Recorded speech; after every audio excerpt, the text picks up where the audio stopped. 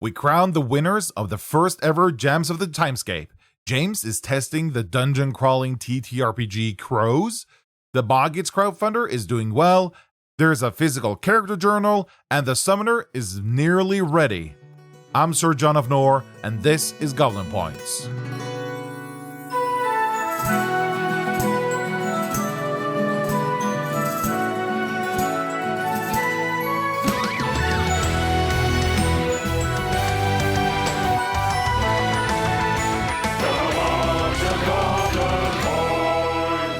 All the way back in the beginning of October, the Dice Society and I announced the winners of the first volume of Gems of the Timescape.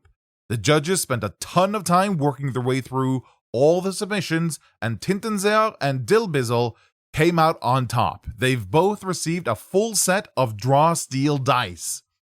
Tintenzer submitted Memories of the North Wind, which features a set of treasures stolen from a cursed queen. Dilbizzle submitted Solgado's Master Chef Tools, which features the lost tools of Solgado, which was used to create the greatest meal ever. I highly encourage you to stop by the submissions page of the Jam and check out all 39 submissions to the Jam. While we awarded only 2 winners, there was a whole heap of great submissions. James is currently working on a new dungeon crawling RPG called Crows. While he's been tinkering at it for a year, he's only really started working on it recently. He's been playtesting versions of the game internally at MCDM, and he's brought the game for testing at gaming conventions. Crows is a game about weak characters delving dungeons for gold. The gold is spent to improve the characters and hopefully make them survive longer. Crows is not a heroic game like Draw Steel. Crows is survival horror, where a character's lifespan is short. While James was testing 2 versions of dice mechanics, it looks like he's landed on a power roll inspired mechanic. You roll 2d10 with a tiered result, but instead of the characters having abilities, the outcomes are tied to the equipment the character's using. Also, unlike Draw Steel's power roll, Crows might include null result, where a bad roll means you make no progress. But with combat being short and fast, the wait between doing something shouldn't be too long. Crows will also include mishap tables, which describes what happens when the characters critically fail. Unlike Draw Steel, Crows will punish the character for bad rolls. Rolling a natural 1 or 2 will make the GM, called the ref, roll on the mishap table, which will produce a bad effect for the character. This can happen both to spellcasters and to weapon wielders. Possible outcomes on the mishap table are everything from the character hurting themselves or the enemies getting some free damage in, to a portal opening up from the plane of hell, a large demonic hand reaching out, grabbing the character, and pulling them into hell forever, never to be seen again. Inspired by other games like Shadow Dark, which uses real-world time to trigger events in the game world, Crows currently uses something called dungeon turns. 1 dungeon turn is 20 real-time minutes, which are only paused when combat breaks out. At the end of a dungeon turn, consumables will wear off, the monsters in the dungeon might decide to ambush the characters, or other effects might occur. A lot of these effects will likely be determined by rolling on random tables to generate events. If the characters manage to make it out of the dungeon, they get back to the village. Once there, they can spend the gold they've managed to collect. Gold is equivalent to XP and can be spent to improve the character. There are no levels in Crows. Instead, the characters can invest in new skills. Think something akin to a skill tree, but it might not actually be a skill tree in the final game. The skills make the heroes better at more things. The numbers on the sheet might not increase much, but the number of things they can do, or do more competently, will increase. This includes becoming more proficient with items, for example. Anyone can swing a sword, or anyone can cast a spell given they have a spellbook at hand, but buying skills can make you better and more effective at swinging swords, or better at casting spells. Also, while in the village, the players can engage in crafting in other projects. This is to make the village bigger and more prosperous. The more prosperous and bigger village will attract more powerful NPCs, which might help the characters. If a character survives long enough, they'll retire from dungeon delving. At that point, they'll become an NPC living in the village. Those previous player characters will then become NPCs for future dungeon delvers to interact with. And lastly, I want to mention a fun mechanic they're debating including in the game. They want the monsters to come without names, just images of the monster and a reference like Monster A. During play, the ref shows the image of the monster to the players, and they name the monster based on what it looks like and what it does. The name they come up with is the canonical name of the monster in their setting. It's very early for Crows. Not only do we not know when they intend to release, we don't even know that they're going to release it at all. We'll just have to see what the future brings. And now to the Draw Steel side of things. More and more people are getting their Draw Steel books. I'm seeing people posting about getting their books on Discord and on Blue Sky all the time. Now also people living in Europe. They are sending hundreds of books every day, so you'll just have to wait while they work their way through all the orders. The Ajax edition is still on track for starting shipment in November. Hopefully, that means people will start getting shipping notifications really soon. The Fall of Blackbottom is in layout, which is the final stage before it releases. The plan is to have the adventure out by the end of the year, but James hopes they'll get it out in November before the Crowdfunder. The Fall of Blackbottom is a first-level adventure that starts with a quite literal boom. It's designed as an alternate starting point for a campaign to the Delian Tomb.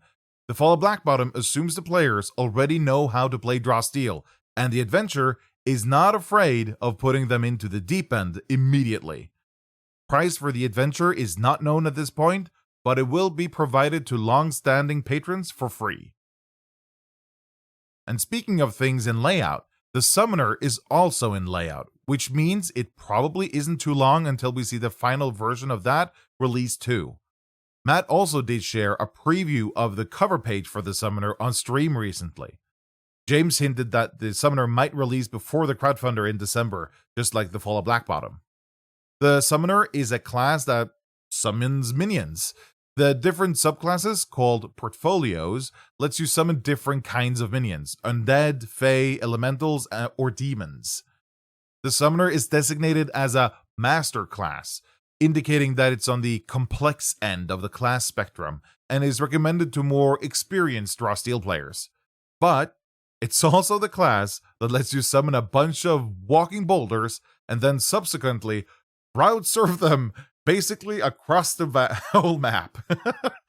No word on price yet, but long-standing patrons will receive the Summoner for free. Matt dropped a massive post on Patreon in October, outlining just about everything they know about Crack the Sun, MCDM's first big adventure for Draw Steel. This is a manifold jumping adventure starting at level 3 in Orden and ending at level 8 on the Sun. The post outlines the heroes start off in Orden, but after encountering a mystical tree, they're transported to Equinox, the home manifold of the Shadow Elves. They encounter shenanigans and meet Bloodlord Varrox. Varrox end up escaping back to Orden and try to start a war there. The heroes need to gather allies for the coming fight against the hordes of Varrox. Then there's a huge siege of Castle Dalrath, where the heroes help defend the castle against the assaulting horde. This is also the chapter where MCDM intends to introduce warfare events. The warfare events are random events that trigger during encounters. The kind of events depend on which factions you manage to recruit before the siege. Manage to recruit the elite archers of the Wood Elves? They might show up in the middle of a combat and rain down arrows on the enemy. After the siege, the heroes travel back to Equinox. The Shadow Elves are trying to terraform Orden into Equinox. Or maybe Noxiform Orden. I don't know. But while in Equinox, the heroes discover an even greater threat. The Sun of Orden, a manifold or planet of its own, is actually a prison, and the prisoner is about to break out. The heroes must travel to the Sun to stop the certain calamity. This is going to be a big adventure, both in length and scope, but also in physical form. Matt's been talking about making this a boxed adventure with physical props and maps and everything. Crack the Sun is being crowdfunded in December. Also part of that crowdfunder is the Encounters book. This is the third book in the Core Rules series, which will contain tons of useful content for directors. Encounters will include 20 dungeon delves, small 3-room dungeons with accompanying encounters and maps, 20 montage tests with suggested challenges and montage test outcomes, 20 NPCs with negotiation stats that are designed to be easily adaptable to any kind of NPC, and example outcomes for skill tests, with outcomes for all 3 tiers, for all 3 difficulties, for all 50 plus skills.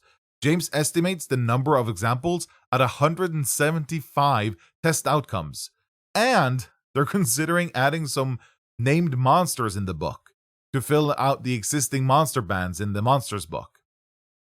Crack the Sun and Encounters are the main features of the crowdfunder, but MCDMs also mentioned they want to feature add-ons for their other products, meaning you'll be able to buy the core rules, previously released products, or pre-order future products at the same time as backing the crowdfunder. The crowdfunder is set to launch sometime in December. Releasing next year is the Beastheart. MCDM dropped a playtest version of the class to patrons at the beginning of the month. The Beastheart is the draw steel version of the 5e class of the same name, in which you have a pet companion that fights alongside you. The draw steel version of the class dials the original to 11. The two act together on their turn, having to share their main action and maneuver between them while still moving independently. The class is looking really good, and I have to tell you about what's my favorite feature of the class. As the Beastheart, you can rip open your chest, tear out your heart, throw it up to 10 squares, and as you do so, the heart transforms into your companion. It doesn't matter where your companion was, they get teleported to where you throw your heart. It's so ridiculous and metal and literal. The best part is that your companion can almost do the same for you. By extending its jaw, you can crawl out of its mouth. You teleport from anywhere and straight out of its mouth. If you want to see the Beastheart in action, Rise Heroes Rise have multiple videos featuring the Beastheart. The Codex. It's progressing by leaps and bounds. They are currently working on getting Act 1 of the Delian Tomb into the Codex. That way, there's something concrete for new testers to try out. They've even implemented the tutorial progression for the heroes. That means the players unlock new parts of their heroes after each combat. The Codex developers also announced that they've implemented the first echelon for the classes. That means that all the classes should have all their features and abilities for level 1 through 3 implemented. They did mention that the Elementalist needed some extra work to function 100% correctly. The goal is to have a test version of the Codex available to all patrons before the end of the year. 007 Goldfish successfully funded a crowdfunder back in September, and it's now available for purchase for those who didn't get a chance to back it originally. Essentians are an elemental ancestry that lets you create characters that lean into one or multiple of the 7 elements of the Timescape. You get 2 signature traits, then a collection of 36 purchasable traits. They're divided into different elements and you can mix and match between them. The Essentian ancestry is available on itch for $7. Look at Behind Your Studios released a spooky one-shot in time for Halloween. That's past now, but the one-shot still looks interesting. The heroes embody archetypes and must help an abbot to sanctify an abbey. One thing I found intriguing is that it includes a twist on montage tests. The one found in the adventure tweaks the structure a bit and changes the failure limit to how well you manage to keep the abbot alive. You can pick up the adventure for $5 on itch.io. Mendeslock has made a character journal designed for draw steel heroes. It's designed to keep track of your character details like characteristics, traits, class features, and abilities. And there's also an extensive section to keep notes in general and notes on specific NPCs, allies, enemies, and monsters. Astwook on Reddit gave the journal a review, and they said they're a fan of character journals in general and think this is a pretty good one, and it's clearly designed for draw steel. They gave the journal a 4.5 out of 5. and say their gripes with the journal is mostly personal preference. You can get the journal for $9.99 on Amazon. MrMattDollar is ever prolific. In October, he published 3 separate supplements for Drawsteel. Fantastic Fletchery is about Fletchery and arrows. It introduces special ammunition for bows. There's over 30 new consumable arrows with a wide spectrum of magical effects that upgrades your archery hero. That's in addition to the new kit, perks, title, and other archery-related treasures. Dueling Gemstones introduces jewelry crafting. By combining the right kind of gemstones and jewelry, you're able to craft, as a downtime project, trinkets which you can imbue with magical and psionic effects. The supplement has over 30 modular traits across all 4 echelons to pick from. There's also a new title, a new perk, a new skill, and a new Prisma Core Initiate retainer. Workable Woodcrafts is, not unsurprisingly, about woodcraft. It introduces 3 new skills, a new title, level treasure, over 30 treasures that span all 4 echelons of play, and a new retainer. There's also the new Figured Familiar perk, which lets you create a familiar by whittling one as a respite activity. You can pick up each of these for $5 on itch.io. Frenchworks, who's handled mini production for MCDM, ran a crowdfunder for something they call snap trays. These are 3D printed minis and figures that come on trays where you just snap the parts of the tray and assemble them. The crowdfunder successfully funded at over twice their goal, and while the snap trays aren't available, the STL files for the models will be available from their website, with the iconic heroes from the Drawsteel coming later.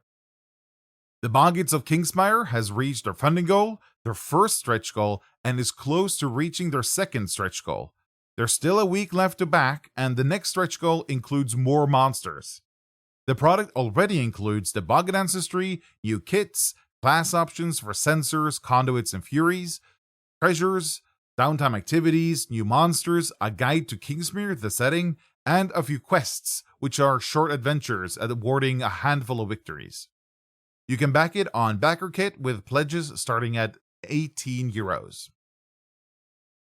There are also some other creations from the community I want to highlight. The Drawsteel Encounter Creator by Finn Warwind, Tom Bone's review of some of the entries from Gems of the Timescape, Rise Heroes Rise's livestream where he looked at a homebrew for Drawsteel, and the lycanthropy system from Shadowhand Gaming. If you're one to enjoy actual plays, there's good news. There's a whole slew of campaigns that have started up now that the game's been out for a little while. But what I want to highlight, though, is Mastering Dungeons with Teos Abadia and Sean Merwin, who have been making their way through the Drawsteel core rules every week. They've done kits, complications, and combat rules, and they're still going. That's October. There's a lot brewing, and I'm really looking forward to the crowdfunder in December. The Encounters book sounds really useful, Crack the Sun sounds like a ton of fun, and the Codex is just getting better and better. If you want to be featured on Goblin Points or know of someone else who should be, leave a comment on YouTube or Spotify, or send me an email on tips@goblinpoints.com. Links to everything, including this script, can be found in the show notes and on goblinpoints.com. If you want to support my work, you can become a Patreon supporter. As a paying member, you can submit questions for upcoming guests. You also get access to premium features on Stall. Stall is a digital toolset for playing and running Drawsteel, digital hero sheets, looking up monsters, or read the core rules.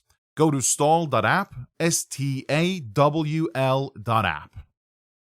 Next episode is on the 20th. This time, I'm being joined by Jennifer Kretschmer. She worked on making the Drawsteel core rules more accessible, did the art descriptions, and actually did some innovations in the field of art descriptions for TTRPGs. Also, more incidentally, it's also the 2-year anniversary of Goblin Points. See you next time. Snackis.